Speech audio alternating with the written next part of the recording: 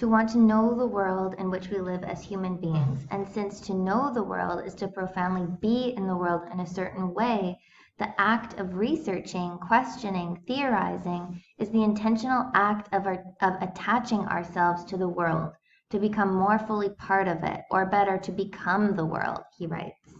He goes on to say in this chapter that in doing research, we question the world's very secrets and intimacies, which are constituted of the world, and which bring the world as world into being for us and in us. So in this way, research is an act of caring in some sense, not only for the things in the world that are easy to care for, but about how those things are in the way that we encounter it. So David Jardine writes that in order to know the world, you need to love it. And as early childhood educators, we can think about what it means to care, to attend to something in its depths, not despite its problems or tensions or incompatibilities with ourselves, but because of those tensions and incommensurabilities. So in your portfolio entries, it may be easy to fall into the romantic natures of the poetics of things, especially in early childhood studies. But I encourage you to stay close to the tensions, contradictions, and nuances of things, and to challenge that tendency that we have in early childhood education to favor the innocence and purity of things. So try to be aware of this desire or pull in your entries in this work. And I encourage you to attend to the mundane, the ordinary, and the everyday life of things as they are, not how you perceive they should be or how they ought to be from a moral stance, but how you encounter them in that moment as a lived experience.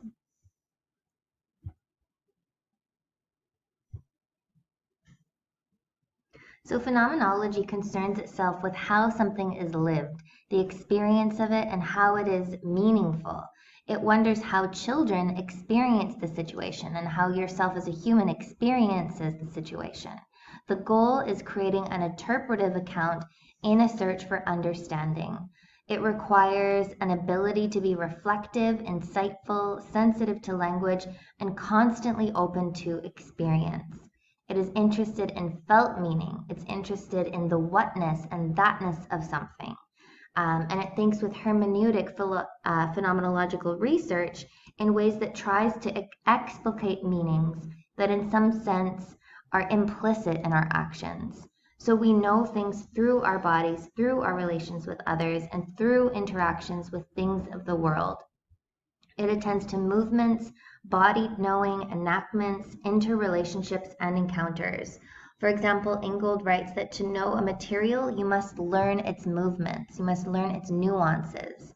It's not a reproduction or representation of what you already know. It's much more than only a description of the ways that things are. So the arts of noticing is particularly imperative for a rich phenomenological orientation to research, to the study of the lived experience. Last year in the Children's Center here in Ecuador, educators were thinking with birds' wings, not naming and defining what a wing is factually or literally, but rather attending to an idea of the poetics that make that wing a wing. In some sense, they were trying to notice the wingness of the wing. What makes it a wing? Its featheriness, how it encounters wind for speed in spaces between mountains, and particular mountains of that place in the Andes, and etc. So they're thinking about its qualities, movements, rhythms, the structures of meaning that make a wing beyond the common sense of the thing in isolation. What the wing does, how it matters, how it gains meaning. So the children and educators were asking questions such as, what does it mean to have wings? They got deeper inside the idea by asking what would happen if we became winged. What do these wings do in this place? So these processes of research matter and are important to us because we live them. We are gathering meaning through the experience of it, and thus we're accountable to it and deeply situated in it.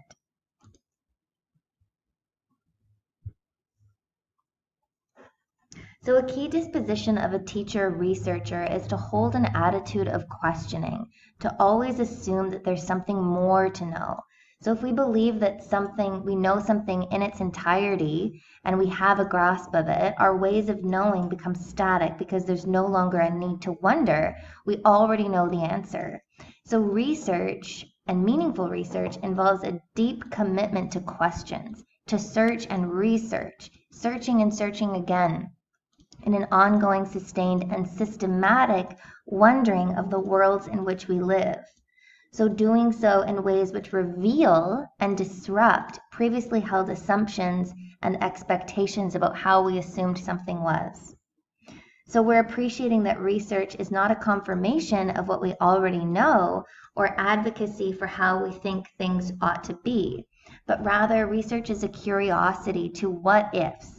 And it's situated on the cusp of the not yet. It's situated in thinking about what else might be possible. You're thinking on the edge of things. And in a living inquiry, you're staying with this notion of research as a search for the not yets, a movement from the assumed to the possible. And we might think about this in terms of a cyclical nature. So inquiry is a cyclical process. Considering inquiry as an ongoing process, it's not a linear destination or somewhere to get to or a direct movement linearly from point A to point B. Andy Goldsworthy writes that in this way, knowledge is always becoming. It's rich and insightful because of its processual layered nature. And he writes that some places I return to over and over again, going deeper, a relationship made in layers of time. And in some ways, this is in relation to something that Ingold and Hallam wrote. And it might help us to think about how we conceptualize inquiry, similar to an idea of a place that you have visited. Ingold and Hallam write that though I may arrive through many different paths, circle around, stay a while, or leave this place, each time I revisit it, it is a bit different.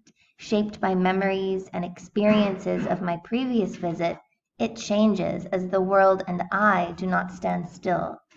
And this is true of places, ideas, and phenomena.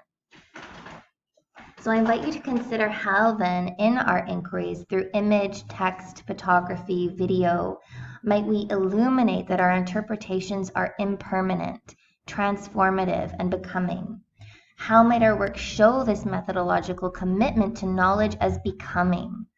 In other words, how might your ways of seeing, documenting, describing, and sharing highlight that your topic is not fixed, that it is rich and becoming, that it's perhaps unstable, and in order to get close to even understanding a small part of it, it requires a sustained attention over long periods of time. It's an ongoing process.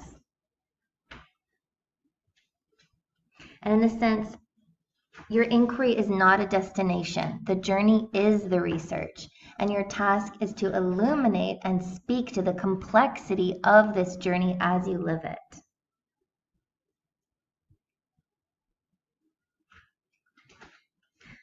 So living the inquiry is a living practice of researching, teaching, and creative action that attends to divergent ways of being. It attends to things that lie beyond a common assumption, to moments, however small, that offer some kind of new meaning. Or some kind of shimmering provocation. Moments that cause you to take a double look at something. It appreciates that questions, teaching practices, emergent understandings, and creative texts are integrated in inquiry. They're part of the inquiry deeply. There's an attention to meaning rather than facts. We're not trying to name or describe something to wholly know it. There's a sense of being immersed in the questions, and it requires an attention and attunement to the poetics of the everyday, a watchful listening. And this is something that you'll encounter in the Art of Breakfast video this week, attending to the poetics of the everyday.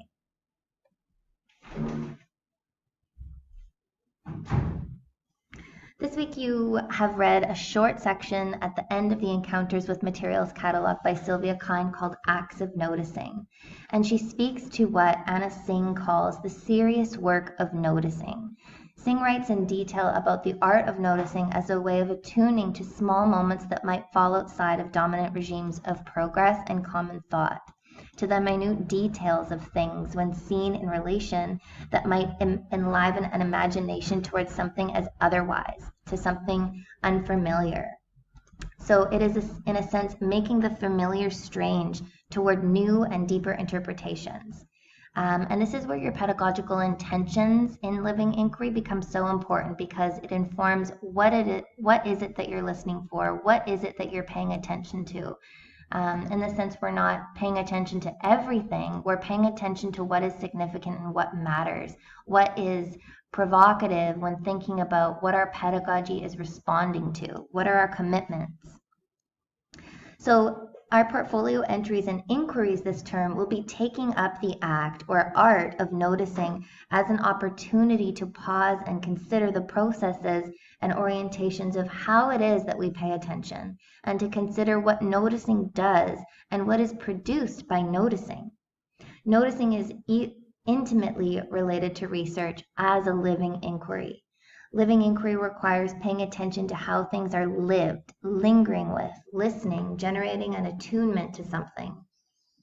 And then developing your abilities in rich descriptions, crafting stories that speak to the details of a lived moment.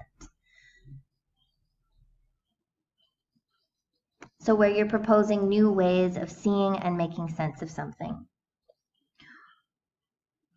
Where you're noticing over a sustained or prolonged period of time, you're paying attention to something particular, and you're noticing emerging themes, how these themes come together to create a particular concept or a plump idea or some kind of generative knot where threads of the experiences that you've been having and the attentions that you've been thinking with over time gather together and provoke something rich to delve into. This is the basis of conceptual inquiries that create curriculum. It's made from living experiences and a concept that emerges over time, over periods of sustained attention to something.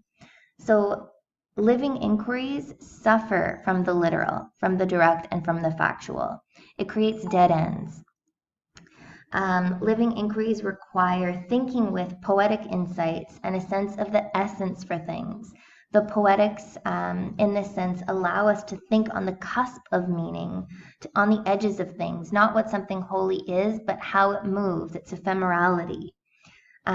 So we're always motivated, in some sense, by the unknown, by the what if. And it is that attitude of unknowing and curiosity that sustains a teacher as a researcher, and that generates a rich ongoing momentum of inquiry.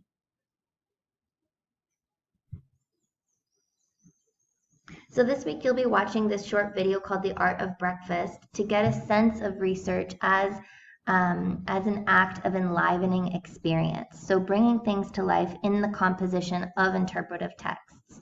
And this is some inspiration for an orientation to your portfolio entries, especially portfolio entry 1.